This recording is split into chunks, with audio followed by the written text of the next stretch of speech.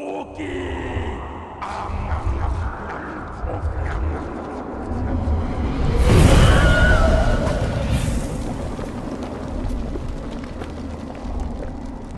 YouTubers, my name is X Factor. Welcome to some Battlefield 4 Conquest size small on Siege of Shanghai 3 flag variant.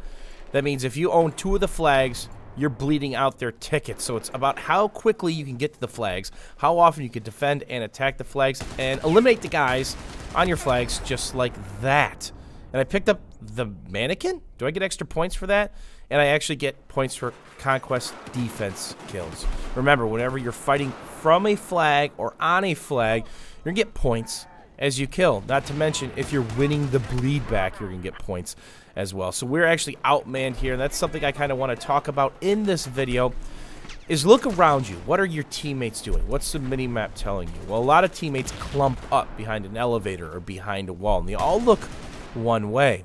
I talk about this all the time, filling lanes. Well, you also have to worry about filling a line of sight, because most good players are always looking to push and looking to wipe via the back rage. And a lot of times if you're playing an elevator like this, you'll see 2 or 3 friendlies who just came up as well, and they're paranoid.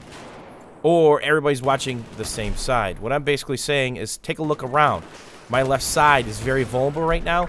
That's the side I'm going to pick and try to shut down any enemy pushes or flanks that may result in us being completely wiped off the map and having to spawn back, because B is really, really tough to get through. You got to fight through the elevator campers, then the multiple layers that people can really hide on. As I get on another flag very quickly, trying to get those extra bonuses and wipe that guy out. Whenever you're playing Conquest size small, the 3 or 4 flag variant, as you see the super high C4 throw followed up by a quick short throw, is that's all about getting on those flags as quick as possible. It's very fast paced. In this map, Siege of Shanghai, each team gets 1 piece of armor, a tank, and each team gets either a scout or a little bird. And then of course there's some AMRAPs and other little vehicles scattered across the map. As I get a kill through the flashbang, feeling pretty lucky. So right now we're bottled into A. The good thing is we do have a scout, which we can get through to their gimme to drop us off, or we can just go hit B really, really hard.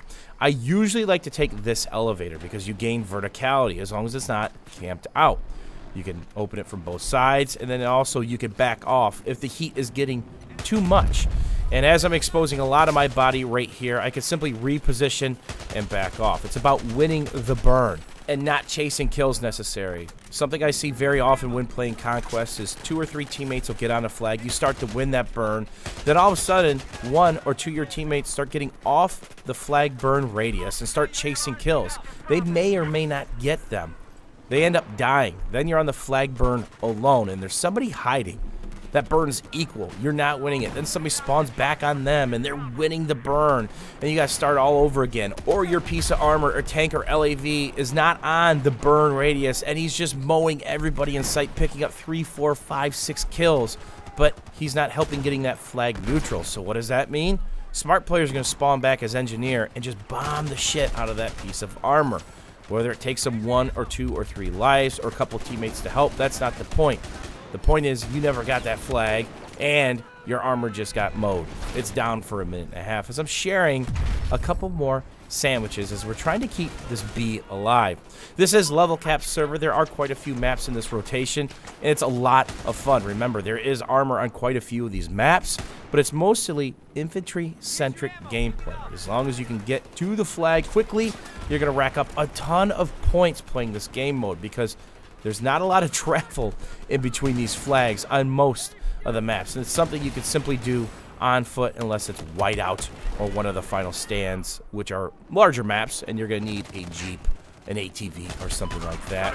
And the helicopter's going down. Why not just headbang out the pilot and get a couple points here? So here's a perfect example where I'm actually in the helicopter and I'm going to get dropped off at the new B point. Remember, Levolution does happen here, and this could be a crazy place to fight. Remember, you don't have all these jet skis and people have to swim across, and you can get stuck in a 2-man pinch. Smart move, believe it or not, would have been to sit still and not show my face, not start shooting. I actually messed up here because I drew attention. Most players don't even realize the flag's flashing or they simply don't care. And that's something that happens in Conquest so often, where people will spawn in on the flag, teammates, they're surrounding it, but they start running away, even when that flag starts flashing.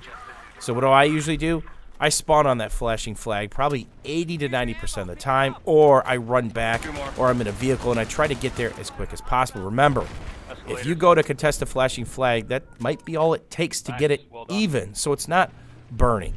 Or the guy died, and you're burning it back, or somebody spawns on you, you alert your squad, and you win it back. The last thing you want to do is lose a flag to 1 or 2 people. It's the absolute worst thing in Conquest, because then they can put the absolute squeeze on you. I'm going to link the server down below, the 48-man Conquest size small. Hopefully you guys enjoyed some of this gameplay. As always, YouTubers, thanks for watching. Thanks for hanging out, and we'll see you guys soon.